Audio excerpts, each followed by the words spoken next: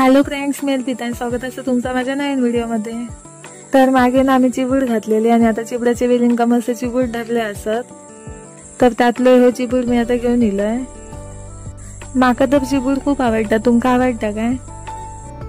आमच्या इकडे चिबूड वर्षभर मिळत नाही, तर ते पावसाळ्यातच मिळतात, त्यामुळे बऱ्याच जणांना चिबूड खूप आवडतं।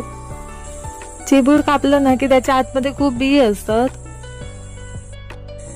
काय मग तुम्ही यावर्षी चिबूड खाल्लात की नाही? आता मी हे सगळे बिये काढून घेतोय। हे बघा, तुम्ही बघू शकतास किती बिये असतात ते। बियांमध्ये पण थोडंसं चिबूड असतात, तो खूप मस्त लागता। पाऊस खूप असल्यामुळे चिबडाच्या वेली फुला तर खूप पडत होती, पण फळा काय येत नव्हती, त्यामुळे आमका वाटलं यावर्षी चिबूड खाऊ गावतील की नाही।